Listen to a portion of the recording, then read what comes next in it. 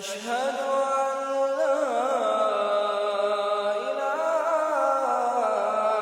إلا الله.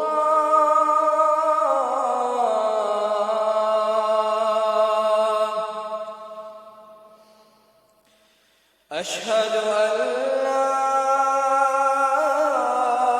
إله إلا الله.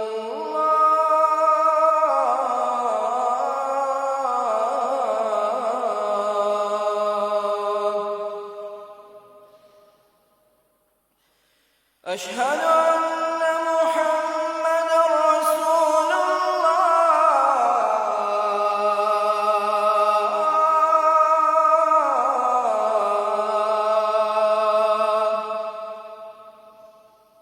أشهد أن محمدًا رسول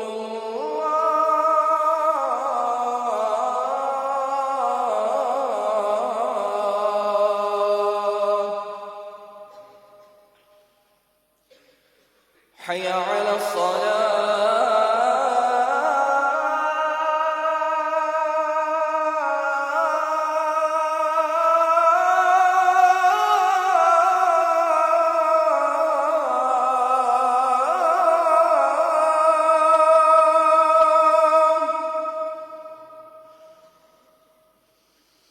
حي على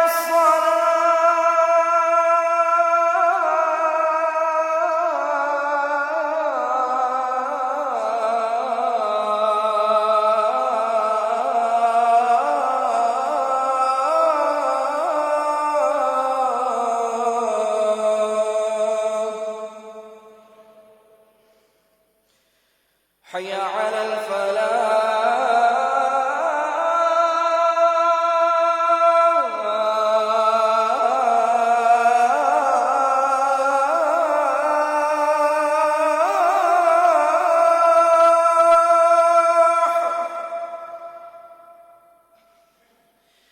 حي على الفلاح.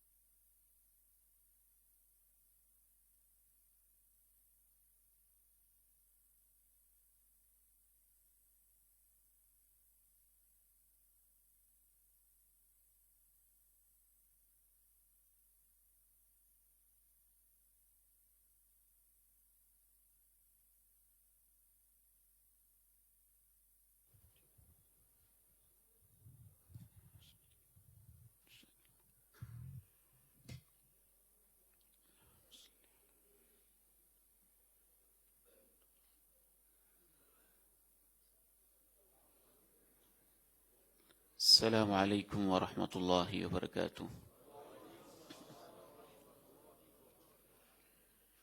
الحمد للہ نحمده ونستعینه ونستغفره ونعوذ باللہ من شرور انفسنا ومن سیئات اعمالنا، اشہد ان لا الہ الا اللہ وحدہ لا شریک له، واشہد ان محمدا عبدہ ورسولہ صلی اللہ علیہ وعلى آلہ وصحبہ وسلم۔ اللہم صل علی محمد وعلى آل محمد كما صلیت علی ابراہیم وعلى آل ابراہیم انک حمید مجید۔ اللہم بارک علی محمد وعلى آل محمد كما بارکت علی ابراہیم وعلى آل ابراہیم انک حمید مجید۔ رب اشرح لي صدري ويسر لي أمري واحلل عقدة من لساني يفقهوا قولي۔ رب اشرح لي صدري ويسر لي أمري واحلل عقدة من لساني يفقهوا قولي۔ اللهم طهر قلبي من النفاق وعملي من الرياء ولساني من الكذب وعيني من الخيانة، فإنك تعلم خائنة الأعين وما تخفي الصدور، أما بعد فإن خير الحديث كتاب الله، وخير الهدي هدي محمد صلى الله عليه وسلم، وشر الأمور محدثاتها، وكل محدثة بدعة، وكل بدعة ضلالة، وكل ضلالة في النار۔ اعوذ باللہ السمیع العلیم من الشیطان الرجیم، من ہمزہ ونفخہ ونفثہ، بسم اللہ الرحمن الرحیم۔ یا نساء النبی لستن کأحد من النساء ان اتقیتن فلا تخضعن بالقول فيطمع الذی في قلبه مرض وقلن قولا معروفا۔ وقال عز من قائل سبحانه وتعالى إن الذين يحبون أن تشيع الفاحشة في الذين آمنوا لهم عذاب أليم في الدنيا والآخرة والله يعلم وأنتم لا تعلمون۔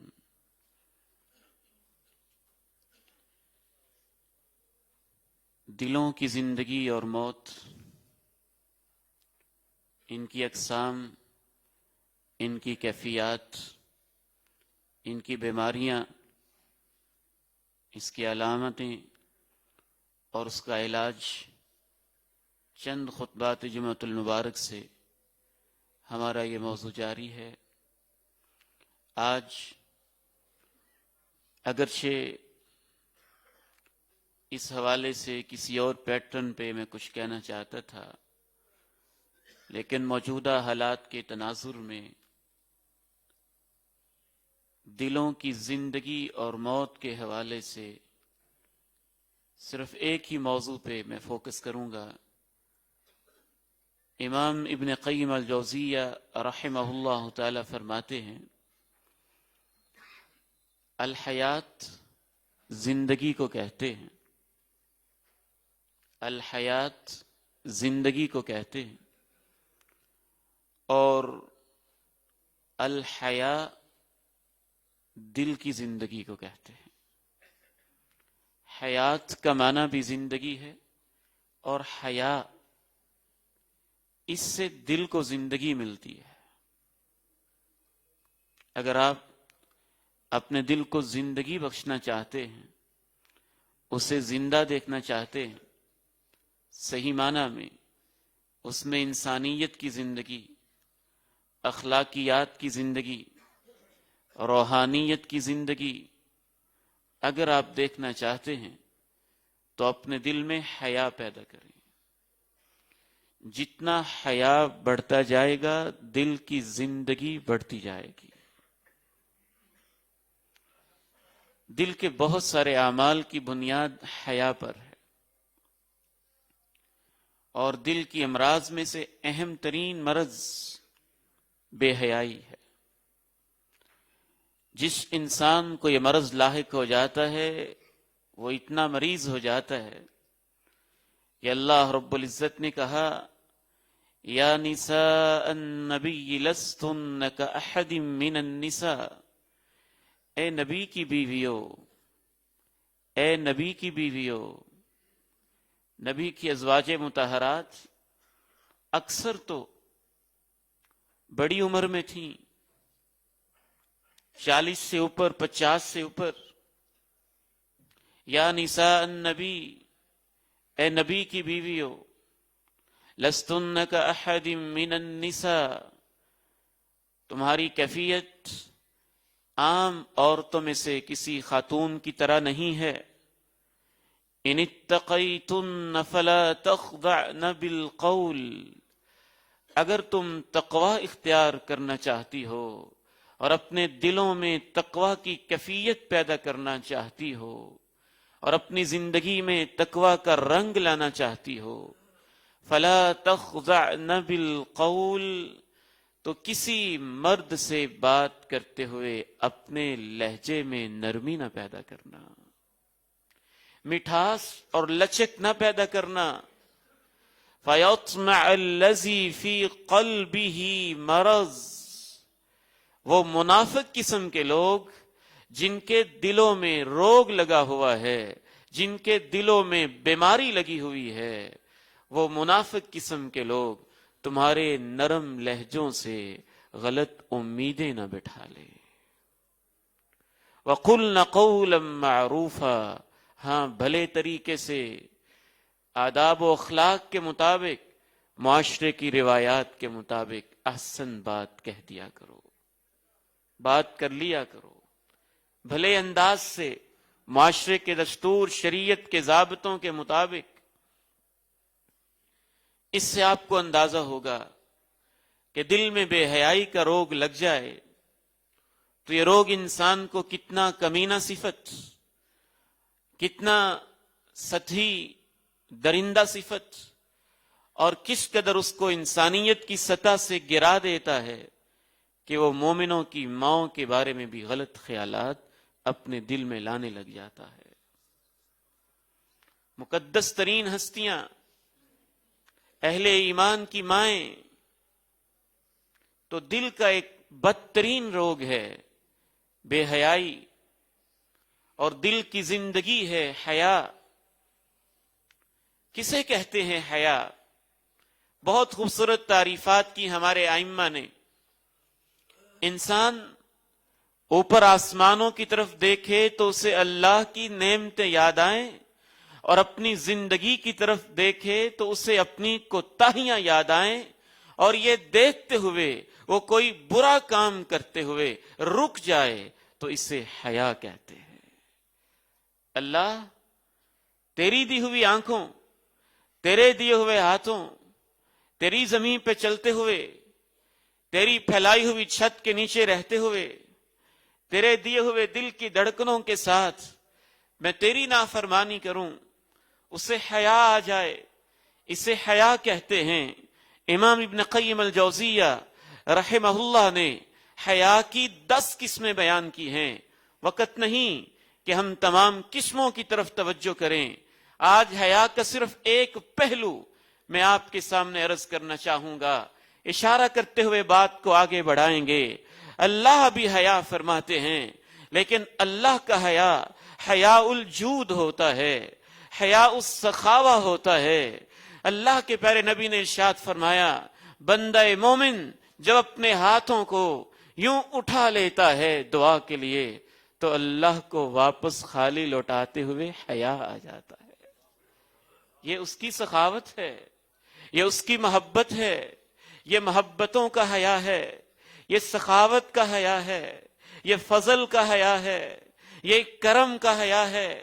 کبھی کبھی انسان کی طبیعت میں ایسی نرمی ہوتی ہے، اس کے مزاج میں ایسی اعلیٰ ظرفی ہوتی ہے، اس کی نیچر میں ایسے اعلیٰ اخلاق ہوتے ہیں، اس کی سرشت اور نہاد میں اللہ نے ایسی عظیم صفات رکھی ہوتی ہیں کہ وہ خود ہی حیا کرتا رہتا ہے. اللہ کے پیارے نبی علیہ الصلوۃ والسلام کے گھر میں صحابہ کرام تشریف فرما ہیں. کھانے کے بعد گپ شپ شروع ہے. آپ چاہتے ہیں کہ اب چلے جائیں, میں گھر کے معاملات نمٹاؤں, لیکن وہ نہیں جا رہے. اللہ کے قرآن نے کہا فَيَسْتَحْيِي مِنْكُمْ, میرا پیغمبر چاہتا تو تھا کہ یہ مہمان اٹھ کے چلے جائیں, گھر فارغ ہو جائے, اپنی مصروفیات میں مصروف ہو جاؤں, لیکن ان کی طبیعت میں, ان کے مزاج میں اخلاق ایسا تھا کہ میرے صحابہ حیا کی وجہ سے کہہ نہیں رہے تھے کہ چلے جاؤ. یہ بھی حیا ہے. تعلقات میں بھی حیا ہوتا ہے, تعلقات میں بھی حیا ہوتا ہے. حیاء الاجلال بھی ہوتا ہے. کسی کی بڑی شخصیت کی وجہ سے, اس کے علم کی وجہ سے, اس کے تقوی کی وجہ سے آپ اس سے حیا کرتے ہیں. امام ابن قیم نے کیا خوبصورت بات کہی کہ بعض انسانوں میں تو حیا ایسا ہوتا ہے کہ وہ اپنے آپ سے بھی حیا کرنے لگ جاتے ہیں, اپنے آپ سے بھی ان کو حیا آتی ہے. خلوتوں کے اندر بھی ان کے لیے مشکل ترین کام ہوتا ہے پردے کو اتارنا, تنہائی کے اندر بھی ان کو حیا آتا ہے. یوں اپنے لباس کو اتارنا, گویا کہ ان کے اندر دو قسم کے انسان, ایک ان کی اعلیٰ طبیعت, دوسری ان کی ضرورت کو پورا کرتے ہوئے وہ اپنی اعلیٰ طبیعت سے حیا کر رہے ہوتے. حیا, اس کا ایک پہلو میں صرف آج عرض کرنا چاہتا ہوں. ہم اپنے بیٹوں کو کیسے حیا سکھائیں اور اپنی بیٹیوں کو کیسے حیا سکھائیں. میں ان کو گالیاں نہیں دینا چاہتا جو شاید بے حیائی کو پروموٹ کرنے کے لیے مارچ کر رہی ہوں. مجھے ان سے شکوہ نہیں, ان کا تو ایک ایجنڈا ہے جو UN نے دیا ہے, ان کا تو ایک باقاعدہ پلان ہے جو بین الاقوامی طاقتوں نے دیا ہے. مجھے تو شکوہ اپنے آپ سے اور اپنے ان نمازیوں سے ہے. مجھے تو آپ سے شکوہ ہے, اپنے آپ سے شکوہ ہے. ہم نے تو آج اپنا جائزہ لینا ہے کہ ہم حیا کی کتنی تعلیم دے رہے ہیں اور اس بارے میں ہم کتنے سینسیٹیو, کتنے حساس ہیں. کوئی پیغمبر ایسا نہیں گزرا جس نے اپنی امت کو حیا کی تعلیم نہ دی ہو. خود اللہ میں صفت حیا, ہر پیغمبر میں صفت حیا, ہر پیغمبر نے اپنی ہر امت کو حیا کی تعلیم دی. بلکہ میں تو یہاں تک کہوں گا انسانی معاشرہ کوئی ایسا نہیں گزرا جس کے اندر فطری طور پر حیا نہ ہو. شیطان نے اس کو چھیننا چاہا, شیطان نے اس کو انسان سے سلب کرنا چاہا, وگرنہ حیا تو ہر انسان کی فطرت میں ہے. وہ اپنے آپ کو جتنا بھی بے حیا کہتا رہے, جتنا بھی اپنے آپ کو اپنی مرضی والا کہتا رہے, کوئی انسان اس وقت بھی ایسا نہیں ہے بشرطے کہ اس کی فطرت میں کچھ انسانیت کی رمق موجود ہو. کیا وہ اپنا کپڑا دوسروں کے سامنے اتار دے گا؟ چاہے وہ عیسائی ہے, چاہے وہ یہودی ہے, چاہے وہ سکھ ہے, چاہے وہ اپنے آپ کو لبرل کہتا ہے, وہ اپنے آپ کو کمیونسٹ کہتا ہے, وہ اپنے آپ کو ایتھیسٹ کہتا ہے, وہ اپنے آپ کو ملحد کہتا ہے, وہ اپنے آپ کو دہریہ کہتا ہے, وہ اپنے آپ کو سیکولر کہتا ہے. بھرے مجمع میں, گلی میں, چوک میں, چوراہے میں, بازار میں, پھر بھی اگر اس کے اندر انسانیت موجود ہے اپنا کپڑا نہیں اتارے گا, لباس نہیں اتارے گا, اپنے اعضاء کو برہنہ نہیں کرے گا, اپنے آپ کو سب کے سامنے ننگا نہیں کرے گا. یہ اس بات کی دلیل ہے کہ اللہ نے انسان کی فطرت میں حیا رکھا ہوا ہے. ہمارے بابا جد امجد حضرت آدم علیہ الصلوۃ والسلام نے جس وقت شجرہ ممنوعہ کھا لیا تھا تو ان کو سب سے پہلی فکر یہ لاحق ہوئی تھی. شیطان کی پلاننگ اور اس کا منصوبہ ہی ایسا تھا کہ وہ اپنی شرم گاہوں کے اوپر جنت کے پتے اتار اتار کے ڈھانپنے لگ گئے تھے. तफिका यख्सिफानी अलैहिमा मिन वरक़िल जन्ना, पता चलता है जन्नत ही के दौर से शैतान का एजेंडा रहा है, बेहयाई शैतान का खुसूसी मंसूबा रहा है, लिबास को उतारना। कुछ मुआशरे, चंद फिरे हुए लोग, शायद कि वो नफ्सियाती मरीज उनको कहना चाहिए, वो जरूर ऐसे मौजूद हैं जो बरहनगी को आजादी समझते हैं, वगरना इंसानी मुआशरे हमेशा बरहनगी को बेहयाई समझते हैं। इंसानी मुआशरे चंद एक लोग रहे हैं, शुरू ही से रहे हैं, शुरू ही से ऐसे रहे हैं जो बरहनगी को पसंद करते हैं। वो शैतान के एजेंट, शैतान की चालों में आने वाले। और तो और मैं हैरान होता हूं, दौरे जाहिलियत का वो माशरा, अल्लाह के पैगंबर की आमद से पहले जिसको हम जाहिलियत का दौर कहते हैं, उस दौर का एक शायर है, 20 साल तक उसने शायरी की है। एक खातून से इश्क करता रहा अपनी शायरी में, कभी उसकी जुल्फों के तस्करे, कभी उसके चेहरे के तस्करे, कभी उसकी नजाकत के तस्करे, कभी उसके हुस्न के तस्करे, कभी उसके जमाल के तस्करे, गजलें कहता रहा। 20 साल तक शायरी करता रहा। पूरे मदीना में मशहूर था कि ये फलां औरत से, फलां खतून से हद दर्जा इश्क की हद तक मोहब्बत करता है और करता रहा है। उसके मरने का वक्त आया तो उसके पास एक साहिब बैठ गए, कहा 20 साल तक तुम उसके तस्करे करते रहे हो, अब तो तुम अल्लाह के पास जाते हुए शर्मा रहे होगे। कहने लगा, मेरी जिंदगी का आखिरी वक्त है और आखिरत की पहली घड़ी है, मैं नजा के आलम में हूं। अल्लाह के पैगंबर की मुझे शफात न मिले, मुझे आखिरत में अजाब मिले, अगर मैंने अपनी पूरी जिंदगी में उस औरत के ऊपर कभी बुरे इरादे से हाथ भी रखा। शायरी कर लेता था, बस ऐसे ही दिल लगा लेता था। यह भी उसके लिए जायज न था। ये जुबान की बेहयाई थी, ये शायरी की बेहयाई थी। लेकिन मुआशरे कितने पाक दामन होते थे। 20 साल तक शायरी के बाद कहता है, मेरी जिंदगी का आखिरी वक्त है। ज्यादा से ज्यादा उसका हाथ अपने सीने पे रख के, बस इससे आगे कभी मैंने बढ़ के न सोचा, न ख्याल दिल के अंदर लाया। जाहिली दौर के अंदर भी ऐसी मिसालें, इस्लामी दौर के अंदर भी ऐसी मिसालें। मैं कल परसों ही एक बिल्कुल सादा इंसान के पास बैठा हुआ था, बार्बर था, खुल के उससे बाज़ दफा बातें हो जाती हैं। मैंने कहा, क्या महसूस करते हैं? आजकल बड़ा अजीब मंजर है, मैं उसकी अजमत को सलाम पेश करता हूं। कहने लगा, उबैदुर रहमान मोहसिन भाई, जब से आंख खोली है, घर की ये तरबियत है, मैं जिंदगी में अपने मुआशरे की हर औरत को बहन, बेटी या मां ही समझता हूं। कभी अपनी निगाहों में बेहयाई नहीं आने दी। ऐसे मुआशरे पकीजा होते थे और आज तक रहे हैं, इस वक्त भी हैं। हया कैसे सिखाएं अपने बच्चों को, अपनी बेटियों को, अपनी माओं को, अपनी बहनों को, अपनी बहुओं को, अपने अजीजों अकारिब को, अपनी तालिबात को, अपनी स्टूडेंट्स को, अपनी कोलीग्स को, अपने दाएं बाएं मिलने मिलाने वालों को। इस हवाले से सबसे पहली हमारी गलती यह है, जिससे लिबरल लोगों को बातें करने का मौका मिलता है, हम समझते हैं हया का ताल्लुक औरत के साथ है। अल्लाह का कुरान कहता है, जितना औरत के साथ है उतना ही मर्द के साथ भी है।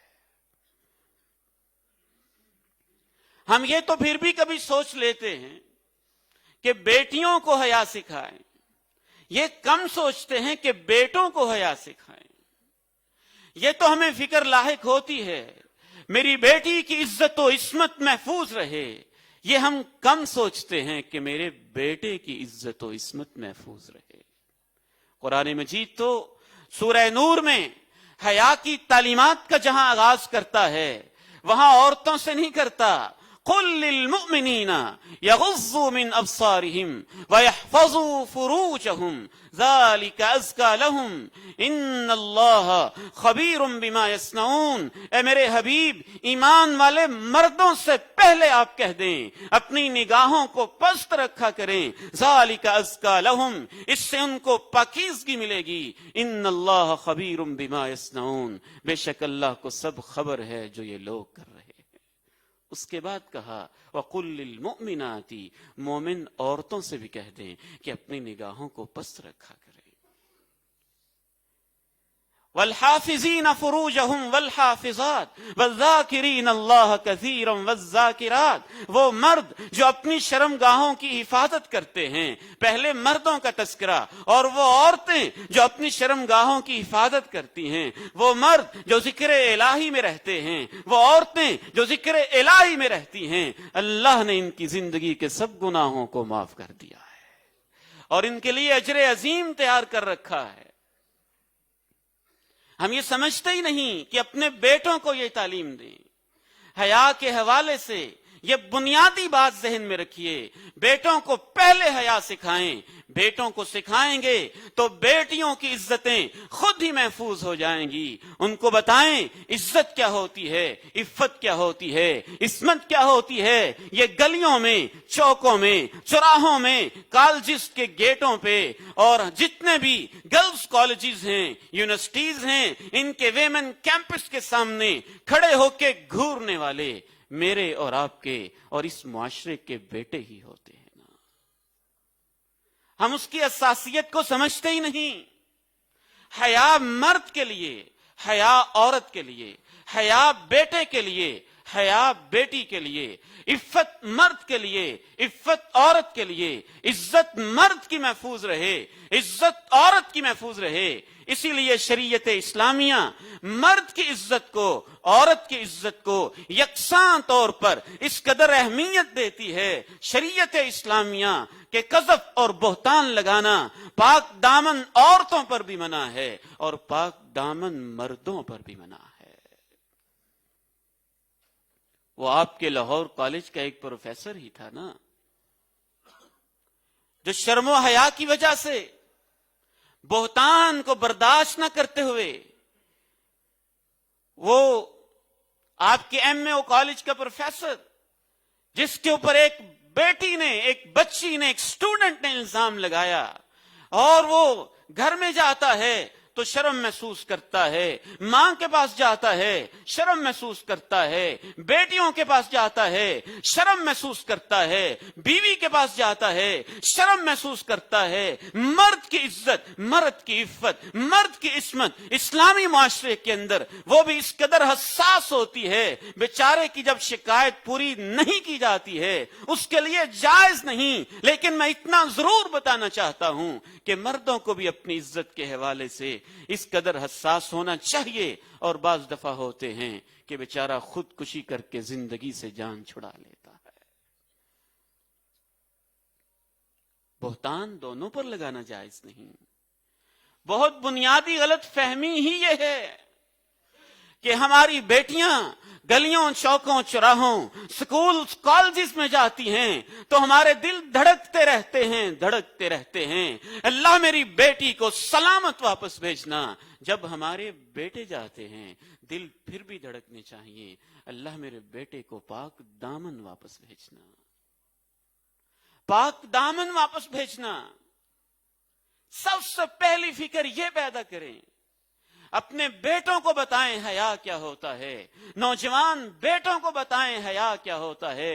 شریعت اسلامیہ نے تو قرآن مجید کیا عظیم کتاب ہے، سورہ یوسف میں حیا کا جب تذکرہ کیا ہے تو ایک مرد کے حیا کا تذکرہ کیا، ایک پیغمبر کے حیا کا تذکرہ کیا، یوسف نبی کے حیا کا تذکرہ کیا علیہ الصلوات والتسلیمات، جن کے سامنے بے حیائی کے سارے مواقع اکٹھے اکٹھے ہو کے جمع ہو گئے تھے. مرد کے اندر یہ شہوت اتنی شدید ہوتی ہے, وہ راہ چلتے کمین خاتون کو بھی معاف نہیں کرتا. مرد تو بے حیا ہو جائے تو وہ جانور تک کو معاف نہیں کرتا. کیا عظمت تھی اس پیغمبر کی, کیا عظمت تھی اس مرد کی, کیا عظمت تھی اس کریم ابن کریم کی, کیا عظمت تھی اس حیادار یوسف پیغمبر کی علیہ الصلوات والتسلیمات الطیبات. عام سی خاتون نہیں ہے, حسن کی ملکہ ہے, وقت کی بادشاہ کے گھر میں رہنے والی خاتون ہے. یہ ان کے گھر کے اندر ایک عام انسان کی طرح زندگی بسر کر رہے ہیں. موقع سارے موجود ہیں, بنی سنوری کھڑی ہے, دروازے سارے ہی بند ہیں, برائی کی دعوت دیتی ہے. معاذ اللہ, میں اللہ کی حفاظت میں آتا ہوں. مرد کی عفت و عصمت, مرد کی عفت و عصمت, مرد کا اپنی شرمگاہ کی حفاظت کرنا, اسے سمجھنا کہ میرے اندر حیا ہو, میری آنکھوں میں حیا ہو, یہ تو دین اسلام کی پہلی بنیادی تعلیم ہے. کئی بیٹیاں, کئی مائیں, کئی بہنیں باقاعدہ انہوں نے میرے سامنے یہ شکوہ کیا, عبید الرحمان بھائی یہ بڑا ایک دیندار ماحول جس کو ہم سمجھتی ہیں, بعض دفعہ ہم ان کی دکانوں سے آگے گزرتی ہیں تو ان کی آنکھیں ہمیں یوں گھور رہی ہوتی ہیں, لگتا ہے دیندار نہیں سارے بھیڑیے ہی بیٹھے ہیں. قل للمؤمنین یغضوا من ابصارہم, ایمان والے مردوں سے کہیں اپنی نگاہوں کو پست رکھا کریں, اپنی شرمگاہوں کی حفاظت کیا کریں. ذالک ازکی لہم ان اللہ خبیر بما یصنعون, اس سے ان کو پاکیزگی ملے گی, بلا شبہ اللہ کو سب خبر ہے جو یہ کر رہے ہیں. کاش اللہ مجھے اور آپ کو یہ احساس نصیب فرما دے. اے مولا کریم, میرے ان بیٹوں, میرے ان بھائیوں کی عفت و عصمت کی بھی حفاظت فرما لے. وہ کتنے حساس تھے. امام عطا ابن یسار رحمہ اللہ رحمتاً واسعہ مدینہ منورہ سے مکہ مکرمہ کی طرف بیت اللہ کی زیارت کی نیت سے, حج بیت اللہ کی نیت سے سفر کر رہے ہیں. کیا دکھ بھری منظر یاد آ گئے. بیت اللہ کا تذکرہ کر کے سعودی حکومت نے ٹھیک کیا اپنی جگہ پہ, احتیاط کے لیے, انسانی جانوں کی حفاظت کے لیے, کہ انہوں نے عارضی طور پر عمرے پہ پابندی لگائی. لیکن میں رات سے کچھ غم زدہ ضرور ہوں. مجھے یوں لگتا ہے سعودی حکومت نے نہیں, جیسے اللہ نے خود کوئی پابندی لگا دی ہو. اور ظالمو, تم میرے گھر میں آنے کے لائق ہی نہیں ہو. مجھے تو یوں محسوس ہوتا ہے کہیں ایسا نہ ہو جو امن کی جگہ تھی, جو محبت کی جگہ تھی, جہاں سے شفائیں ملنی تھیں, جہاں سے آزمائشیں ٹلنی تھیں, رب تعالیٰ نامعلوم اس 21ویں صدی کے بے حیا لوگوں پہ کس قدر ناراض ہیں کہ اپنے گھر کے دروازے بھی اس نے بند کروا کے رکھ دیے. اللہ جلد از جلد ہمیں معافی دے کے ہمارے لیے اپنے دروازے کشادہ فرما دے. کیا ہوتی ہے مردوں کی عفت و عصمت.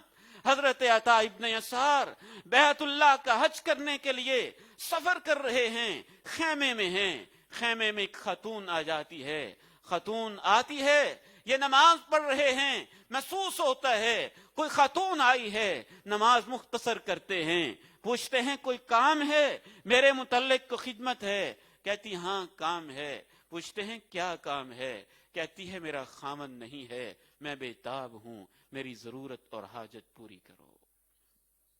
بے حیائی کی دعوت دیتی ہے. عزت عفت عصمت کا احساس مردوں میں کیا ہوتا ہے. کوئی پوچھے تو ان اسلام کے نام لیواؤں سے پوچھے. حضرت عطا ابن یسار نگاہوں کو نیچے جھکا کے رونے لگ جاتے ہیں. ہچکی بن جاتی ہے, روتے جاتے ہیں, روتے جاتے ہیں, روتے جاتے ہیں, ہچکی بن جاتی ہے. اسی اسنا میں ان کے دوسرے بھائی سلیمان ابن یسار تشریف لاتے ہیں. دیکھتے ہیں بھائی جان رو رہے ہیں, پتہ نہیں کیا وجہ ہے, وہ بھی رونے لگ جاتے ہیں. عورت دونوں کو دیکھتی ہے، وہ اپنی جان چھڑانے کے لیے وہ بھی رونے لگ جاتی ہے، دوسرے لوگ آتے ہیں سفر کے ساتھی بیٹھ کے وہ بھی رونے لگ جاتے ہیں، عورت کو موقع ملتا ہے وہاں سے اچانک کھسک کے چلی جاتی ہے، بات آئی گئی ہو جاتی ہے۔ اس حیا والے انسان کو اللہ نے اتنا مقام دیا تھا، کسی کو پوچھنے کی ہمت نہیں ہوتی وجہ کیا ہے، پوچھتا بھی ہے تو بات کو ٹال دیتے ہیں، وقت گزر جاتا ہے، کچھ سال گزرے ہیں، مہینے گزرے ہیں، اللہ بہتر جانتا ہے، مصر کے شہر میں چلتے ہیں، یوسف کے شہر میں چلتے ہیں، اللہ کے پیغمبر کے شہر میں چل جاتے ہیں، مصر میں رات کو سوئے ہوئے ہیں، بستر سے اٹھ کے اچانک رونا شروع کر دیتے ہیں، ہچکیاں بن جاتی ہیں، پاس لیٹے وہی بھائی موجود ہیں سلیمان ابن یسار، پوچھتے ہیں بھائی کیا ہوا ہے، ماجرا کیا ہے، مجبور کر دیتے ہیں، کہتے ہیں بتانا نہیں چاہتا تھا، بتا دیتا ہوں، خواب میں اس مصر کے بادشاہ یوسف پیغمبر سے ملاقات ہوئی ہے۔ کیسے؟ کیا ہوا؟ یوسف نبی میرے خواب میں آئے، مجھے رونا آ گیا، مجھے یاد آیا اے اللہ کے نبی آپ پہ کتنی بڑی آزمائش تھی، ان آزمائشوں میں آپ کے اوپر کیا کیا آزمائشیں آئیں، آپ نے جیل برداشت کر لی، آپ نے کیسے اپنی عزت کی حفاظت کر لی۔ میں جناب یوسف پوچھتے ہیں کیوں روتے ہو، جناب عطا کہتے ہیں اللہ کے نبی میں آپ کی آزمائش کو یاد کر کے رو رہا ہوں۔ یوسف پیغمبر کہتے ہیں عطا میں تجھ سے تیری آزمائش کی وجہ سے جو تو کامیاب ہوا ملنے آیا ہوں، ملاقات کرنے آیا ہوں۔ یہ اللہ فرشتوں کے ذریعے نہ جانے کیسے فوت شدہ انسانوں کی کو کس انداز میں بھیج دیتا ہے، روحیں تو دنیا میں آنے سے رہیں، نہ جانے ان کی شکل میں کسی فرشتے کو بھیج دیتا ہے، نہ جانے کس انداز میں ان کو بھیج دیتا ہے۔ بہرحال یہ حقیقت ہے کہ بعض دفعہ فوت شدہ لوگ بھی بڑی پتے کی باتیں، عظمت کی باتیں بتا کے رخصت ہو جاتے ہیں۔ اپنی عفت و عصمت کی حفاظت کیا ہوتی ہے، بنیادی پوائنٹ یہ سمجھ لیجئے، بیٹوں کو حیا سکھائیں، ان کو شرم سکھائیں، ان کو اپنی عزتوں کی حفاظت سکھائیں، ان کو بھی بتائیں، بیٹیوں کو بھی بتائیں، بالترتیب بتائیں۔ سب سے پہلی تعلیم جو ہم نے اپنے بیٹوں کو دینی ہے، بیٹیوں کو دینی ہے، حیا کے حوالے سے وہ اپنی آنکھوں میں حیا پیدا کریں، آنکھوں میں حیا پیدا کریں۔ سابقہ ادوار میں آنکھوں کا حیا یہ ہوتا تھا کہ آپ گلی میں، چوک میں، چوراہے میں، بازار میں گئے ہیں، نگاہوں کو پست کر لیں، غیر محرم پہ نظر نہ پڑے، وہ بھی آج بدرجہ اتم موجود ہے، لیکن اس دور میں آنکھوں میں حیا پیدا کرنا اور مشکل بنا دیا گیا ہے۔ لاہور کے چوکوں چوراہوں میں ننگی اور گندی لگی ہوئی LCDs اور قدِ آدم کے بڑے بڑے بے حیائی کی عکاسی کرتے ہوئے بورڈز، یوٹیوب کے چینلز اور فیس بک پہ اچانک سامنے آ جانے والی تصویریں، انٹرنیٹ کی براؤزنگ اور گوگل کے سرچ انجنز پہ اچانک سامنے آ جانے والے برہنہ بے حیا اور گندے مناظر، بیٹوں کو سمجھائیں، بیٹیوں کو سمجھائیں نگاہوں کا حیا کیا ہوتا ہے، ان کو سمجھائیں اے میرے بیٹے، اے میری بیٹی، ان تصویروں کو دیکھنا یا چوکوں چراہوں میں لوگوں کی عزتوں کو گھورنا جب کوئی دیکھتا ہے تو تمہارے نامہ اعمال میں آنکھوں کا زنا لکھا جاتا ہے۔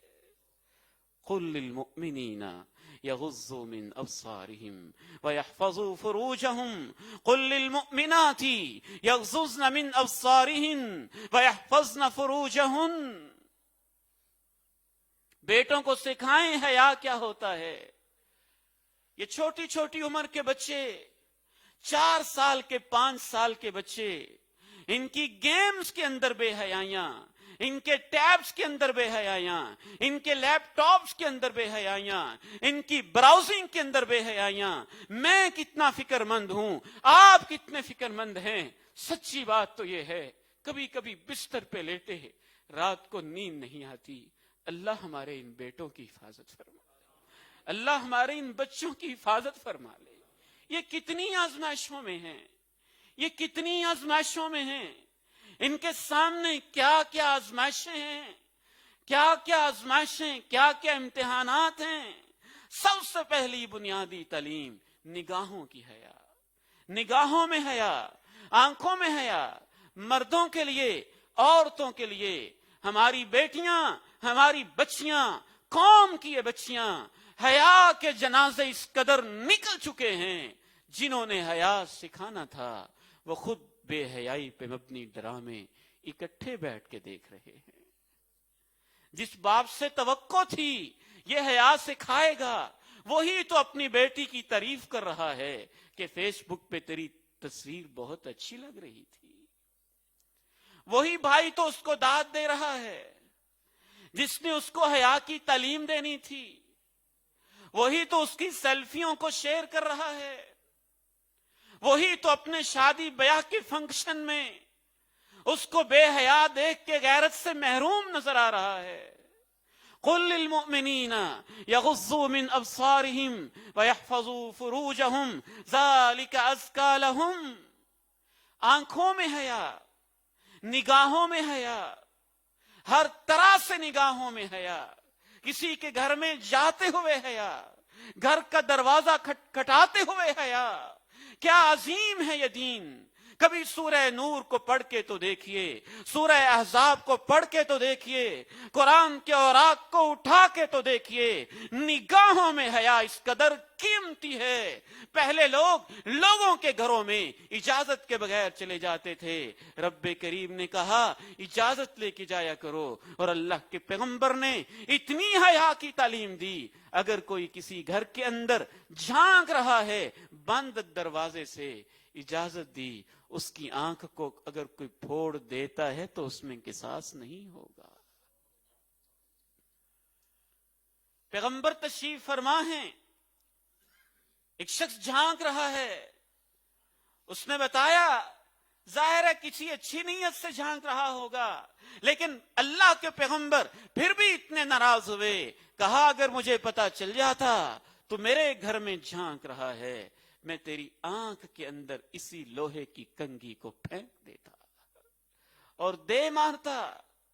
نگاہوں میں حیا، گھروں میں حیا، ڈرائنگ روم میں حیا، بیڈ روم میں حیا۔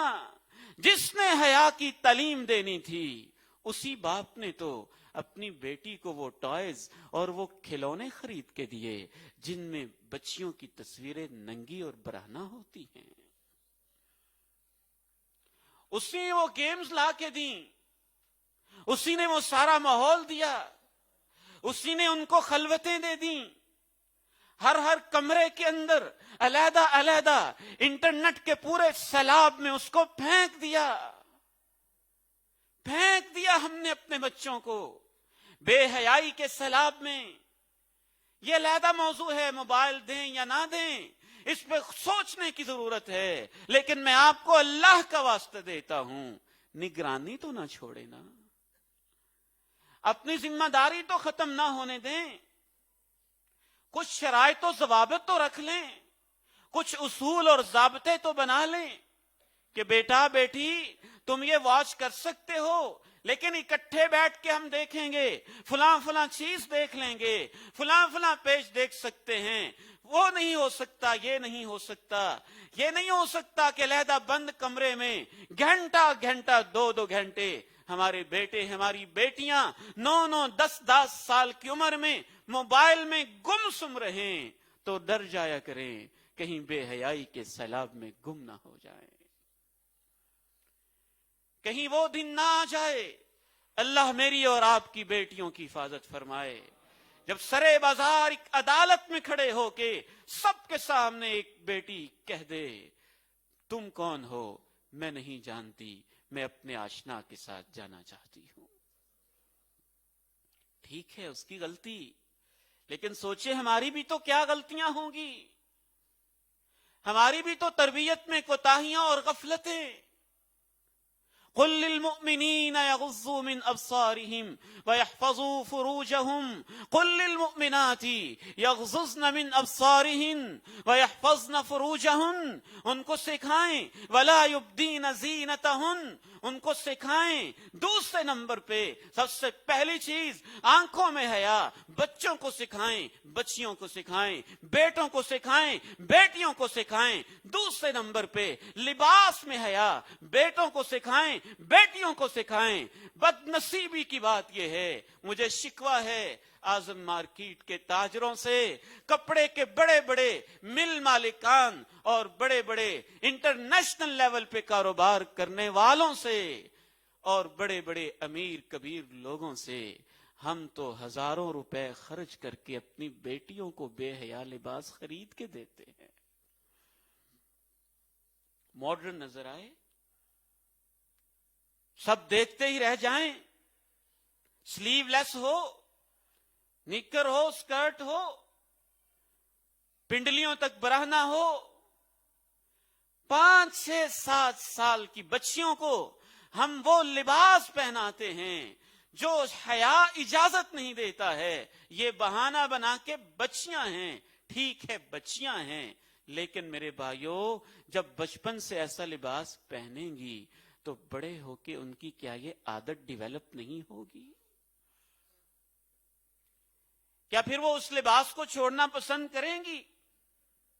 پہلے تو وہ سلیو لیس پہنتی تھی، پہلے تو اس کی جو جامہ تھا وہ پنڈلی سے بھی کچھ اوپر ہوتا تھا، تو اچانک 14 سال کی عمر میں پہنچ کے یکدم وہ پردہ شروع کر دے گی؟ کیسے ممکن ہے یہ؟ کیسے سوچتے ہیں آپ؟ یہ سوچیں، اس معاشرے کی خبر لیں، بازار میں جاتے ہیں گھنٹوں ذلیل و رسوا ہوتے رہتے ہیں، کیونکہ اچھی کوالٹی کا لباس ہو اور شرم و حیا بھی ہو اس میں ہو، بہت مشکل سے ملتا ہے یا ملتا ہی نہیں۔ بعض دفعہ تو کہہ دیتے ہیں جو آپ ڈھونڈتے ہیں یہ نہیں ملے گا، یہ تو کسی کی ڈیمانڈ ہی نہیں۔ ہم روتے ہیں ان بے حیا عورتوں کو جو مغرب کے ایجنڈے پہ کام کر رہی ہیں، میں روتا ہوں اپنے آپ کو اور اپنے ان نمازیوں کو کہ ہم کدھر جا رہے ہیں، ہم کس طرف جا رہے ہیں۔ اچھے خاصے دیندار طبقے کے لوگ بھی شادی کے فنکشن میں کچھ فیصد وہ بھی کہتے ہیں ہمارے سٹیٹس کا تقاضا ہے، کچھ تو بے حیائی ہونی چاہیے نا، اس کے بغیر ہمارا سٹیٹس کیسے شو ہوگا؟ بے حیائی کو سرمایہ دارانہ نظام نے سٹیٹس سمبل بنا دیا۔ یاد رکھیے لبرلزم کے پیچھے اصل میں کیپٹلزم ہے، سرمایہ دارانہ وہ ظالم نظام ہے جو عورت کو چوک و چراہوں میں آپ کے سمجھتے ہیں کہ یو این او کے لوگوں کو بیٹھ کے، فیمنزم کے لوگوں کو بیٹھ کے، ان بڑے بڑے ملکوں کو، سرمایہ داروں کو کروڑوں اربوں خربوں کے حساب سے ڈالرز وہ پوری دنیا میں جو لگا رہے ہیں بغیر کسی مفاد کے لگا رہے ہیں، شیطانی ایجنڈے کے علاوہ ایک بہت بڑا ایجنڈا یہ ہے کہ سرمایہ دارانہ نظام میں عورت کی لیبر سستی ہوتی ہے، اور جب تک اس کو گھر سے باہر نہیں نکالا جائے گا وہ لیبر نہیں ملے گی۔ یہ نکالنا ان کی معاشی ضرورت ہے جس کے لیے وہ عورت کو گھر سے باہر ہر صورت نکالنا چاہتے ہیں، لیکن ہماری ان معصوم بچیوں کو، ہماری ان معصوم بیٹیوں کو رنگ کوئی اور دیتے ہیں۔ لاہور کے سپر سٹور میں ایک دفعہ کھڑا میں شاپنگ کر رہا تھا، ایک بیٹی 13 14 15 سال سے بڑی اس کی عمر نہیں ہوگی، ویسی شکل میں جیسے کسی بیٹی کو اپنے خامن کے پاس جانا چاہیے، بن سنور کے 10 روپے کے بیچارے بسکٹ کی چیزیں بیچ رہی ہیں، ریسپشنسٹ بنی ہوئی ہیں، ایئر ہوسٹس بنی ہوئی ہیں، تو کس وجہ سے وہ جو لوگ بے غیرتی کرتے ہوئے لوگوں کو کہتے ہیں کہ مولوی عورتوں کے حقوق کے خلاف ہیں، ان ظالموں سے ہم پوچھنا چاہتے ہیں، برطانیہ اور امریکہ عورتوں کے حقوق کے چیمپئن بنے ہوئے ممالک، ان میں ہزاروں عورتیں وہ ہیں جو بیچاری اس وجہ سے سسک سسک کے مر جاتی ہیں اور جاب سے ہاتھ دھو بیٹھتی ہیں جب وہ پریگننٹ ہو جاتی ہیں کہ اب تم ہمارے کسی کام کے نہیں چلو باہر. اور 50 سال کے بعد اولڈ ہاؤسز میں سسک سسک کے دم توڑ کے جو مرنے والی امریکہ اور یورپ کی عورتیں ہیں وہ عورتیں نہیں ہیں, ان کے حقوق نہیں ہیں, ان کے رائٹس نہیں ہیں. یہ ایک علیحدہ موضوع ہے کہ فیمنزم کی تحریک کیا ہے اور اس کے مقاصد کیا ہیں. کچھ شیطانی مقاصد ہیں, کچھ بے حیائی کے مقاصد ہیں, کچھ معاشی مقاصد ہیں, مختلف مقاصد ہیں جو ان لوگوں کے پس پردہ موجود ہیں, جس وجہ سے یہ مسلم معاشروں کے اندر توڑ پھوڑ کرنا چاہتے ہیں. اور یہاں بھی وہ کاسمیٹکس کی پوری مصنوعات بکتی ہی تب ہیں جب عورت بہت زیادہ بے حیا ہو جاتی ہے. کیا کیا ان کے پردے چاک کریں, عورت پہ انہوں نے کیا کیا ظلم کیا. بتاؤ ہماری بیٹیوں کو, بتاؤ پاکستان کی بچیوں کو, بتاؤ پاکستان کی بہنوں کو, جس کی خاطر ایک بھائی انتہائی غیرت میں آ جاتا ہے. بتاؤ ان بیٹیوں کو جن کی خاطر باپ رت جگہ اختیار کرتا ہے, 12 گھنٹے مزدوریاں کرتا ہے. بتاؤ پاکستان کی ایک مرد کی ہر بیوی کو جس کی خاطر مرد کیا کیا پاپڑ پیل رہا ہوتا ہے.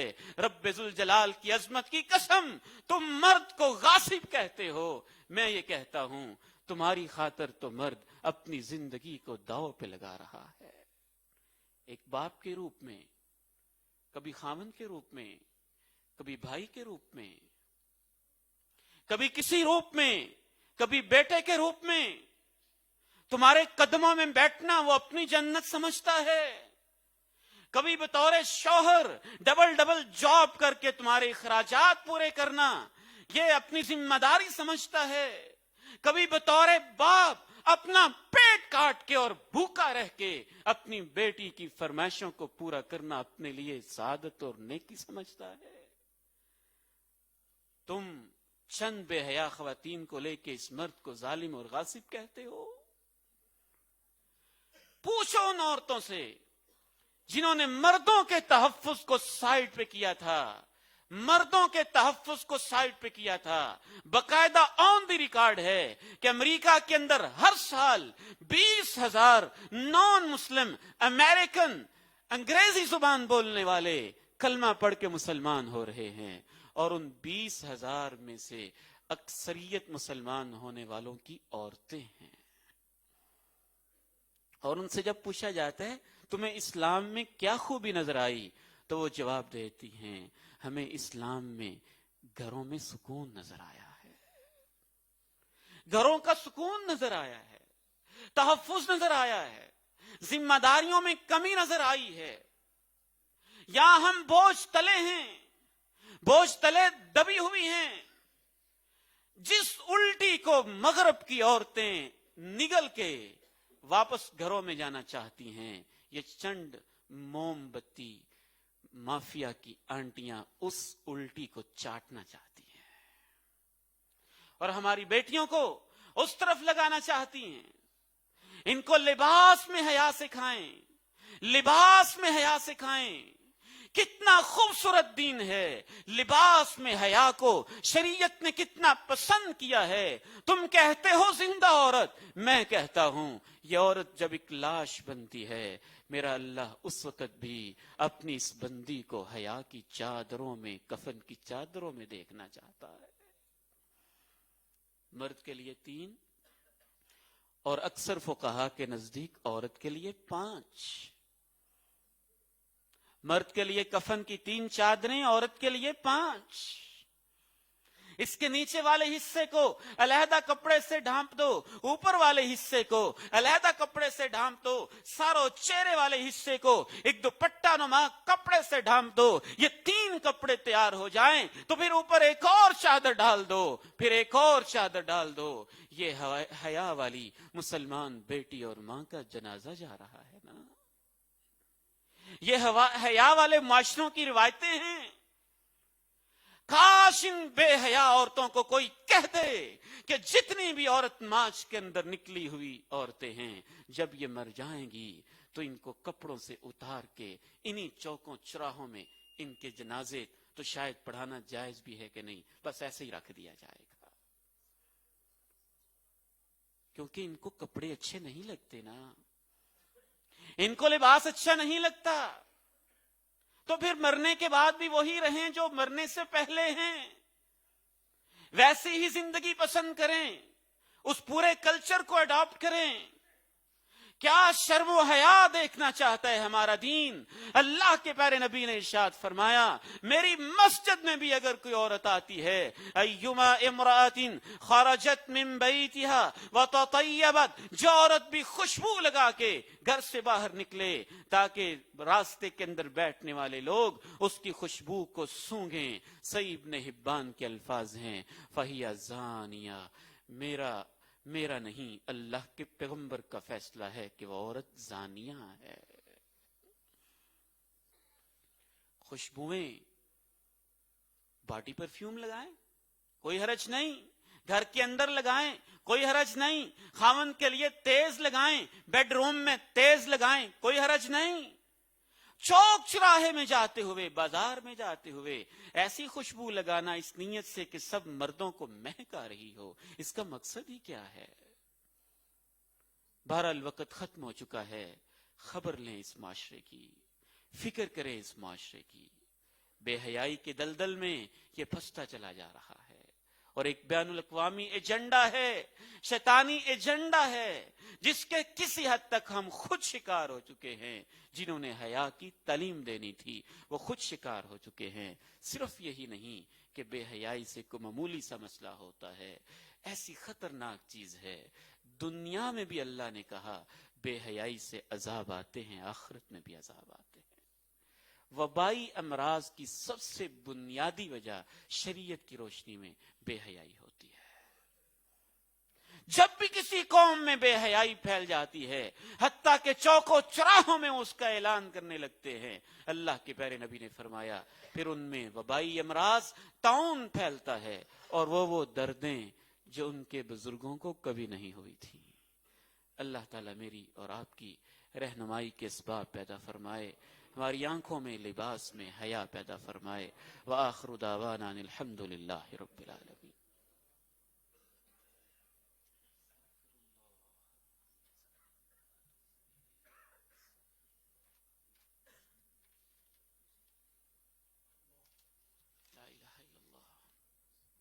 الحمد لله نحمده ونستعينه ونستغفره ونعوذ بالله من شرور أنفسنا ومن سيئات أعمالنا، أشهد أن لا إله إلا الله وحده لا شريك له، وأشهد أن محمدا عبده ورسوله صلى الله عليه وعلى آله وصحبه وسلم۔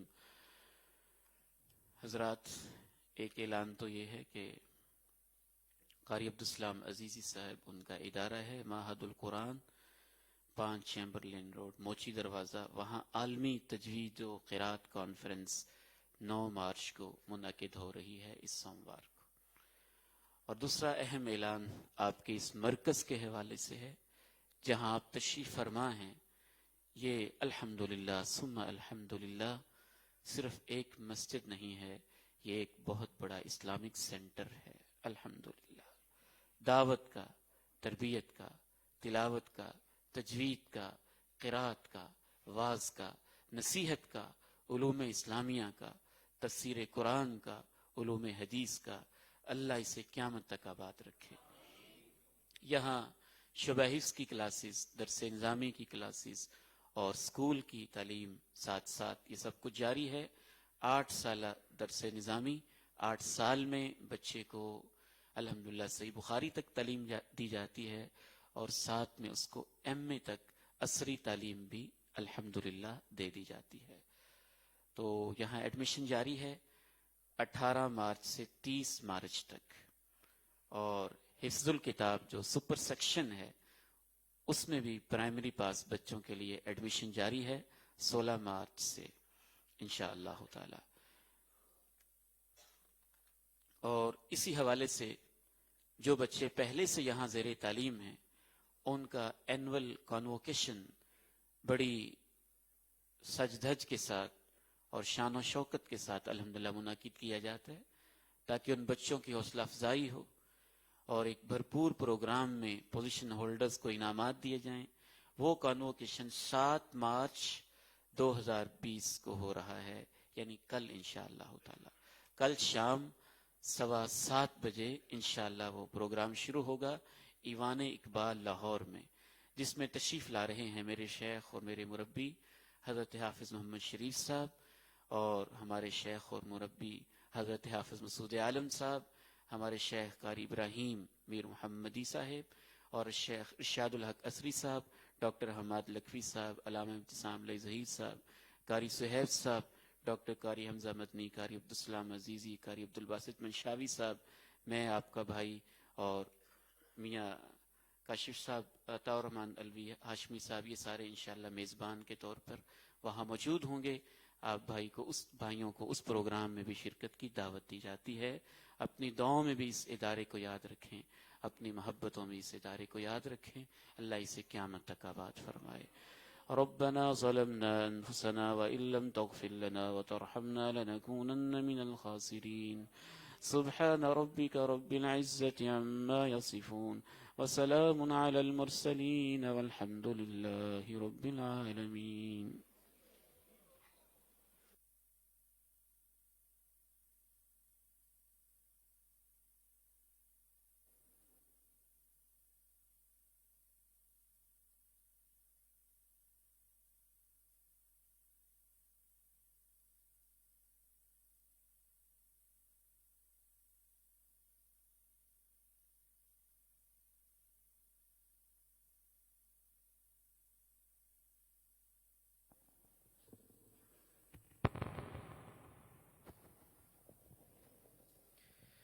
الله أكبر الله أكبر أشهد أن لا إله إلا الله أشهد أن محمد رسول الله حي على الصلاة حي على الفلاح قد قامت الصلاة قد قامت الصلاة الله أكبر الله أكبر لا إله إلا الله.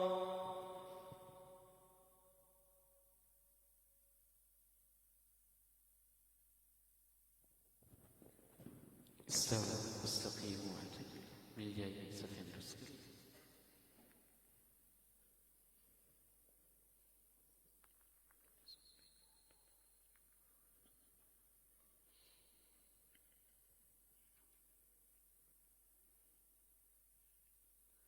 اللہ اکبر.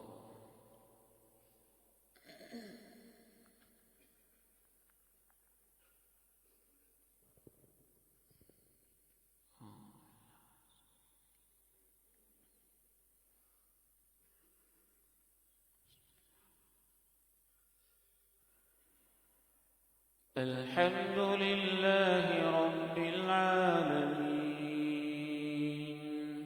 الرحمن الرحيم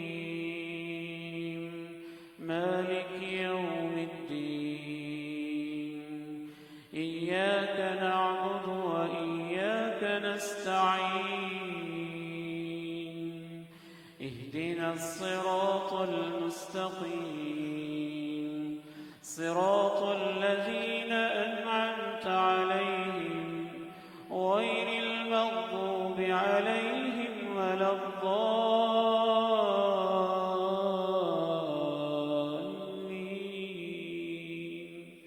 آمين.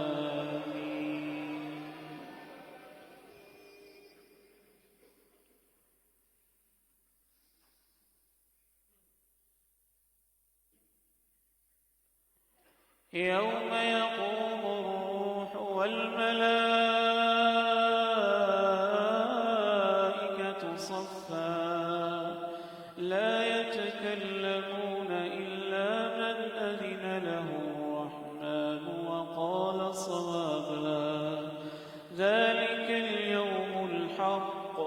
فمن شاء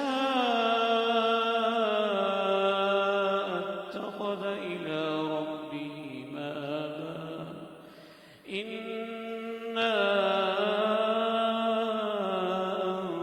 أنذرناكم عذابا قريبا يوم ينظر المرء ما قدمت يداه ويقول الكافر يا ليتني كنت ترابا.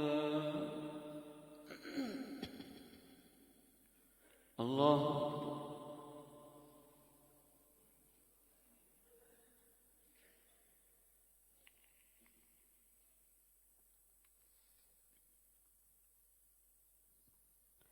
سمع الله لمن حمده.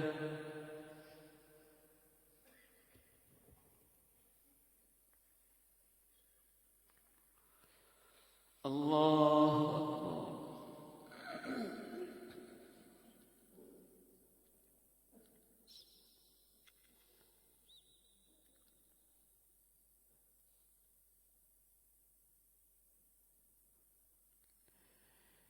الله أكبر.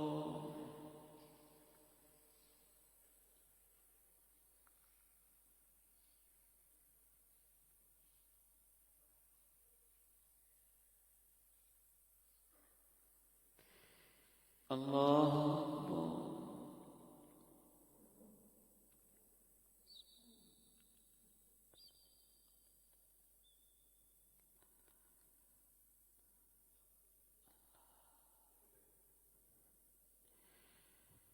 الله أكبر.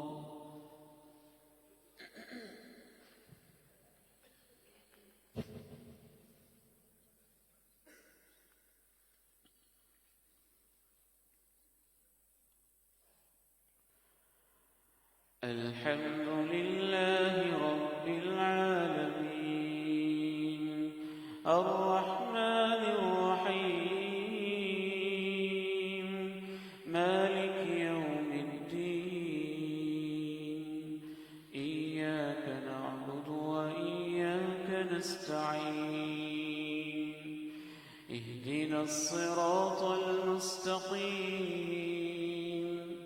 صراط الذين أنعمت عليهم غير المغضوب عليهم ولا الضالين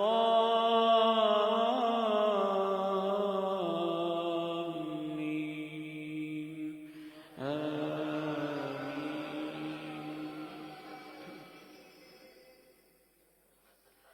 ألهاكم التكاثر حتى زرتم المقابر كلا سوف تعلمون ثم كلا سوف تعلمون كلا لو تعلمون علم اليقين لترون الجحيم ثم لترونها عين اليقين ثم لترونها عين اليقين ثم لتسألن يومئذ عن النعيم.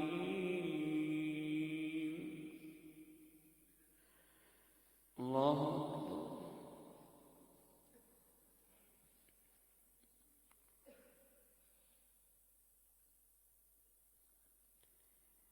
سمع الله لمن حمده.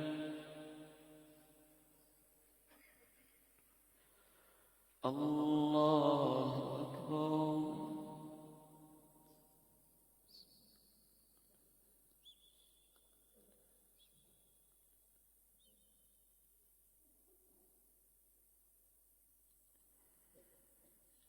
الله أكبر.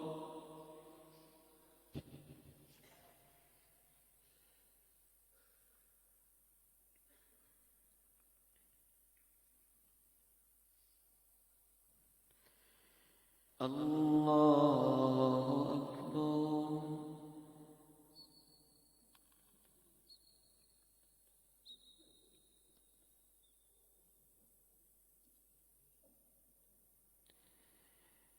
اللہ اکبر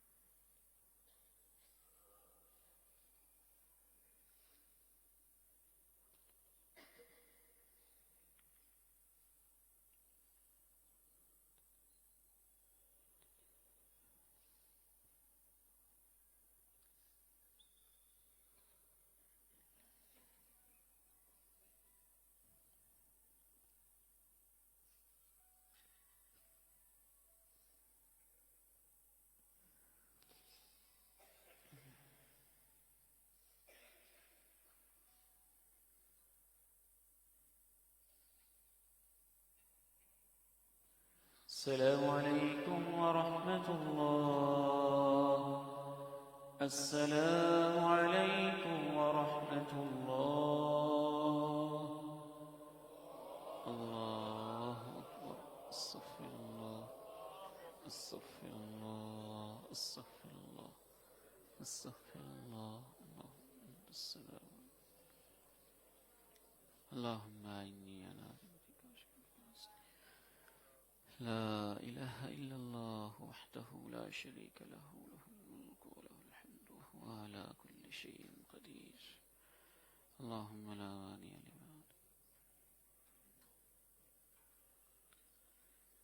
وهو العلي العظيم يا رب لك الحمد كما ينبغي لجلال وجهك ولعظيم سلطانك لا إله إلا الله وحده لا شريك له له الملك وله الحمد وهو على كل شيء قدير اللهم صل على محمد وعلى آل محمد كما صليت على إبراهيم وعلى آل إبراهيم إنك حميد مجيد اللهم بارك على محمد وعلى آل محمد كما باركت على إبراهيم وعلى آل إبراهيم إنك حميد مجيد ربنا ظلمنا أنفسنا وإن لم تغفر لنا وترحمنا لنكونن من الخاسرين یا اللہ ہم گناہ گار ہیں ہمیں معاف فرما دے اے مولا ہماری خطائیں معاف فرما دے ہماری کمزوریاں کوتاہیاں تقصیریں معاف فرما دے اے اللہ ہماری پردہ پوشی فرما دے اللہم استر عوراتنا وآمن روعاتنا اللہ ہماری حفاظت فرما لے اللہ ہماری حفاظت فرما لے ہماری آنکھوں میں حیا پیدا فرما ہمارے لباس میں ہماری زبانوں میں حیا پیدا فرما ہماری سوچوں میں حیا پیدا فرما ربنا آتنا فی الدنیا حسنة وفی الآخرة حسنة وقنا عذاب النار اللہ تو ہمارے بیٹوں کی حفاظت فرما ہماری بیٹیوں کی حفاظت